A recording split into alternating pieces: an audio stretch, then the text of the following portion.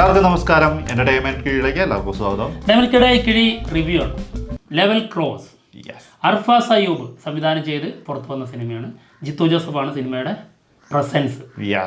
ആസിഫ് അലി, ഷറഫുദ്ദീൻ, പിന്നെ അമലാപ്പോൾ, ഇവർ രണ്ടും മൂന്ന് പേരുമാണ് പ്രധാന കഥാപാത്രങ്ങളാവുന്നത്. ഇവർ മാത്രമേ ഉള്ളൂ. അതൊന്നുമല്ല കേട്ടോ, ഇന്ദ്രൻസും ഉണ്ട്. ഉണ്ടോന്ന് ചോദിച്ചാൽ ഉണ്ട്, ഇല്ലേന്ന് ചോദിച്ചാൽ ഇല്ല. അങ്ങനെയല്ലേ? അത്രേ ഉള്ളൂ. ഒരു പതിഞ്ഞ താളത്തിൽ തുടങ്ങാറുണ്ടല്ലേ നമുക്ക്? തീർച്ചയായിട്ടും ഇത്ര സ്പീഡ് വേണ്ടായിരുന്നു. ഞാൻ വിചാരിച്ചു ഇത്ര സ്പീഡൊന്നും ഉണ്ടായിരുന്നു. കാരണം സിനിമ കണ്ടു കഴിഞ്ഞാൽ സംഭവം 2 മണിക്കൂർ കുറഞ്ഞ ടൈമേ ഉള്ളൂ സിനിമ. പക്ഷെ ഒരു 3-3.5 മണിക്കൂർ ഉള്ള സിനിമ കണ്ടു കഴിഞ്ഞാൽ ഇറങ്ങിയ ഒരു എഫക്റ്റ് ആണ് നമുക്കുള്ളത്. അത്രയ്ക്കും സ്ലോ എന്ന് പറഞ്ഞാൽ ഭയങ്കര സ്ലോ ആയിട്ടുള്ള സിനിമ. സ്ലോ ആണ്, എന്നാൽ സ്ലോ ആവുന്നതിന് തെറ്റല്ല. പക്ഷേ അതിൽ കണ്ടന്റ് ശരിയായ രീതിയിൽ വരുന്നുണ്ടോ എന്നുള്ളതാണ്. എന്തായാലും അതിനെക്കുറിച്ചൊക്കെ കൂടുതലായിട്ട് സംസാരിക്കാം. ഈ സിനിമ കണ്ടപ്പോൾ നമുക്ക് ചില ചോദ്യങ്ങൾ ഉണ്ടായിട്ടുണ്ട്. ഈ സിനിമയുടെ പേര് ലെവൽ ക്രോസ് ആണ്. ഈ ലെവൽ ക്രോസ് എന്ന് പറയുമ്പോഴേ, ലെവൽ ക്രോസ് സാധാരണ എന്തിനാണ് യൂസ് ചെയ്യുന്നത്? ഒന്നെങ്കിൽ ഒരു റെയിൽവേ പാളം, അല്ലെങ്കിൽ ഒരു റോഡ്. ഇത് മുറിച്ചടക്കുമ്പോൾ കുറേ ആൾക്കാർക്ക് അല്ലെങ്കിൽ വാഹനങ്ങൾക്കൊക്കെ പോകാൻ വേണ്ടിയിട്ട് തടഞ്ഞു വെക്കുന്നതാണല്ലോ ലെവൽ ക്രോസ്. ഈ ഏരിയയിൽ എന്തിനാണ് ഇങ്ങനെ ഒരു ലെവൽ ക്രോസ്? അവിടെ വേറെ ആൾക്കാരെ ഇല്ല, വേറെ വാഹനങ്ങളും പോകുന്നില്ല, പിന്നെ എന്തിനാ ലെവൽ ക്രോസ്? എനിക്ക് തോന്നുന്നു വെച്ചിട്ടുണ്ടെങ്കിൽ അവിടെ അയാൾ മാത്രമേ ഉള്ളൂ. അയാൾ നമ്മള് പല സമയത്ത് നമ്മൾ ചോദിച്ചിടാവട്ടെ ഇയാൾക്ക് എങ്ങനെ ഫുഡ് കിട്ടുന്നതൊക്കെ. ട്രെയിൻ വരുമ്പോ ഇയാള് താത്തിയിടും ഫുഡ് കഴിക്കാൻ വേണ്ടി മാത്രം. എന്നിട്ട് പോന്നിച്ചു അതിന് വേണ്ടിയിട്ടൊരു ലെവൽ ക്രോസ് വെച്ചേക്കാണ്. ട്രെയിൻ തടഞ്ഞ് അതിൽ നിന്ന് ഫുഡ് എടുക്കുക, എന്നിട്ട് വിളിച്ചുവിടാ. അല്ലാതെ എന്ത് എങ്ങനെ ഫുഡ് എന്നുള്ളതൊക്കെ ചോദ്യമാണ്. അല്ലെങ്കിൽ അല്ല, വെള്ളം കൊണ്ടിരുന്ന് കാണിക്കുന്നുണ്ട് കുറേ ദൂരം പോയിട്ട്. അതെ, ഇനി അതല്ലെങ്കിൽ പോലും നമ്മുടെ ഒക്കെ ഉള്ളിൽ വരുന്ന ഒരു സംശയമാണ്, എന്തിനാണ് അവിടെ ഒരു ലെവൽ ക്രോസിന്റെ ആവശ്യം? ഒരാവശ്യമില്ല. കാരണം ഇനിയിപ്പോ വല്ല മൃഗങ്ങളും പോവാതെ, അതായത് വണ്ടിയും തട്ടാതെ ഇത് ചെയ്യാൻ വേണ്ടിയിട്ടാണെങ്കിൽ ഈ ലെവൽ ക്രോസ് വെച്ച് അടച്ചു വെച്ച് കഴിഞ്ഞാൽ അതിലൂടെ തന്നെ മൃഗങ്ങൾ പോകും? ഇല്ലല്ലോ, ഒരിക്കലും അങ്ങനെ സംഭവിക്കില്ലല്ലോ. ഇനി അത് പോട്ടെ, ഇവിടെ ജോലി ചെയ്യുന്നവർക്ക് ആര് ശമ്പളം കൊടുക്കും? അതൊരു ചോദ്യമാണ്.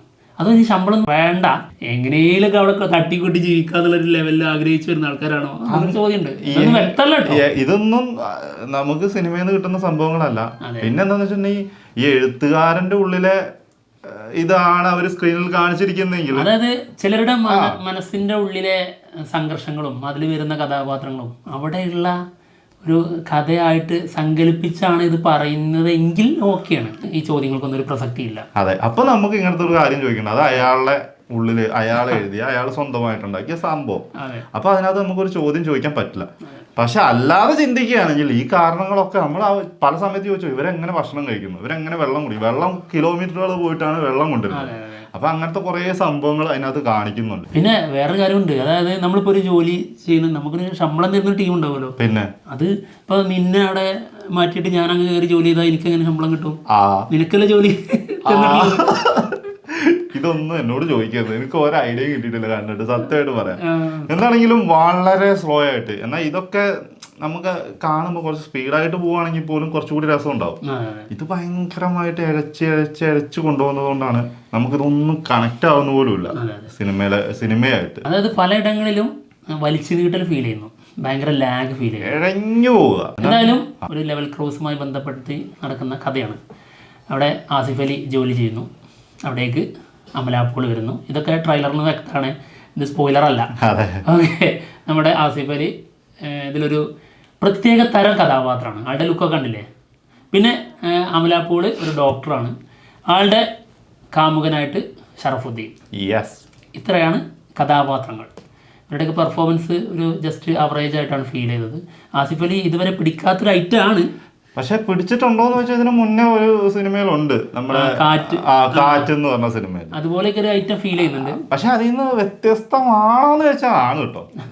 ചെറിയ മേക്കപ്പിലൊക്കെ ചേഞ്ച് ഒക്കെ വന്നിട്ടുണ്ട്. ആ ഒരു പൊട്ടത്തരമാണ് മറ്റേനകത്തുണ്ടായിരുന്നത്, പക്ഷെ അത് ഇതിനകത്തില്ല എന്നുള്ളതാണ്. എന്തായാലും സങ്കീർണമായ കഥാപാത്രങ്ങളാണ് മൂന്നും. ഗ്രേ ഷെയ്ഡ് ഉണ്ട് 3 പേർക്കും. അത് ഒരാൾക്ക് എന്നല്ല, 3 പേർക്കും അവരുടേതായ ഗ്രേ ഷെയ്ഡുകൾ കാണിക്കുന്നത് അത് ഗംഭീരമായിട്ടാണ് നമുക്ക് തോന്നി. അവരൊക്കെ ആ ഒരു ക്യാരക്ടറുകൾ പുറത്ത് കാണുന്ന ഒരു സാധനമൊന്നും അല്ല എന്നുള്ളത് നമുക്ക് പിന്നെ മനസ്സിലാവും. പിന്നെ പറയുകയാണെങ്കിൽ നമ്മളിപ്പോൾ പറഞ്ഞ ആസിഫ് അലീൻ്റെ പെർഫോമൻസിൻ്റെ കാര്യം നമ്മൾ പറഞ്ഞു, കുറേ വ്യത്യസ്തമായ ഒരു ക്യാരക്ടർ ചെയ്യാൻ ശ്രമിച്ചിട്ടുണ്ട്. എന്നാൽ ചില സമയങ്ങളിൽ ഒട്ടും ഒരു സുഖമില്ലാത്തൊരു ക്യാരക്ടറായിട്ട് പോകുന്നുമുണ്ട്. അതുപോലെ തന്നെയാണ് ഇപ്പം ഷറഫുദ്ദീൻ്റെ കാര്യം പറയുമ്പോൾ ഷറഫുദ്ദീനും അത്യാവശ്യം കുഴപ്പമില്ലാത്ത രീതിയിൽ ആള് ചെയ്തു വെച്ചിട്ടുണ്ട്. പിന്നെ അമലാപ്പോൾ പറയുന്നില്ല, അറിയാലോ, കൃത്രിമത്വത്തിന്റെ അങ്ങേത്തലയാണ്. ഓവറായിട്ട് ഇങ്ങനെ കാണിച്ചിട്ട് അതെ, അങ്ങനത്തെ ഒരു സംഭവം തന്നെയാണ് നമുക്ക് കിട്ടിയിട്ടുള്ളത് കേട്ടോ. ചില ഇടങ്ങളിൽ മിതത്വം വന്നാലും കൃത്രിമത്വം ഭയങ്കരമായിട്ടുണ്ടാവും. അതെ, അതാണ് പ്രത്യേകത. പിന്നെ സിനിമയിലെ ചില സമയങ്ങളിൽ ചില ട്വിസ്റ്റുകളൊക്കെ വരുന്നുണ്ട്, ചില ടേണിങ് വരുന്നുണ്ട്. ഇതൊക്കെ ഒരു രസമായിട്ട് വരുന്നുണ്ട്. നമ്മൾ ആദ്യം പറഞ്ഞ പോലെ ഇവരുടെ ഷെയ്ഡുകളും കാണിക്കുന്ന സമയത്തൊക്കെ നല്ല രസമായിട്ട് വരുന്നുണ്ട്. പക്ഷെ എന്നാലും കുറേ സംഭവങ്ങൾ ഇതിനകത്ത് ഒരു കണക്ഷൻ കിട്ടാതെ കിടക്കുന്നു. ലോജിക് എന്ന് പറഞ്ഞ സംഭവമേ ചിന്തിക്കാൻ പറ്റൂല. ലോജിക്ക് നമുക്ക് മാറ്റി നിർത്താം, നമ്മൾ അങ്ങനെ തന്നെ കണ്ട് തീർത്ത്. അതെ, അല്ലാതെ നിവർത്തിയില്ലല്ലോ, കണ്ടു തീർക്കണല്ലോ. പക്ഷെ അങ്ങനെയാണെങ്കിലും സിനിമയിലേക്ക് ലോജിക്കിനെയൊക്കെ മാറ്റി വെച്ച് നമ്മൾ ചിന്തിച്ചാലും നമുക്ക് ഒരു വലിയ സംതൃപ്തി നൽകാത്ത സിനിമയാണ് ലെവൽ ക്രോസ്. പക്ഷെ എങ്കിലും ഒരു വൺ ടൈം വാച്ചബിൾ, ഒരു സ്ലോ ഫേസിൽ പോകുന്ന ഒരു തവണ കണ്ട് മറക്കാൻ പറ്റുന്ന ഒരു സിനിമ.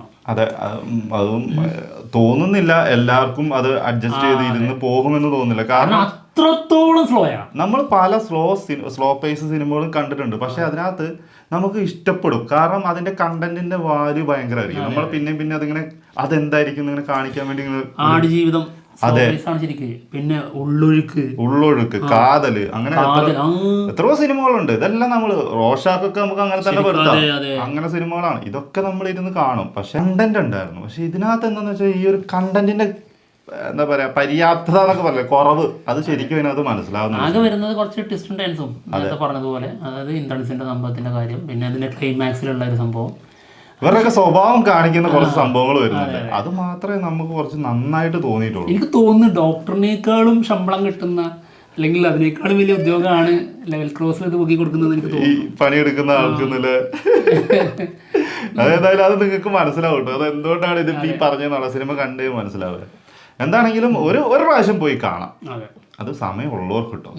അല്ലാത്തവർക്ക് നമുക്ക് ചിലപ്പം ബോറടിച്ചിട്ട് അങ്ങനത്തെ ഒരു അവസ്ഥയിലേക്ക് എത്തും. പിന്നെ നമുക്ക് ഈ ഒരു ആംബിയൻസ് ഉണ്ടല്ലോ, ഈ ഒരു ലൊക്കേഷനൊക്കെ, അതായത് ഒരു ആടുജീവിതത്തിന്റെ ഒരു 5th ഇൻസ്റ്റാൾമെന്റ് എന്നുള്ള രീതിയിലൊക്കെ തീർച്ചയായിട്ടും കുറച്ച് സിനിമകൾ അങ്ങനെ കണ്ടു കഴിഞ്ഞു.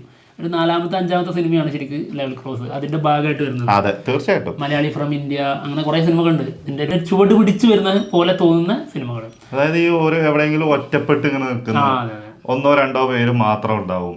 അതിൽ തന്നെ ഒരു സിനിമ മുഴുനീളം പോകുന്നു. അത് ഇപ്പം അടുപ്പിച്ച് കുറച്ച് സിനിമകൾ തന്നെ നമ്മളിപ്പോൾ അങ്ങനെ കണ്ടു കഴിഞ്ഞു.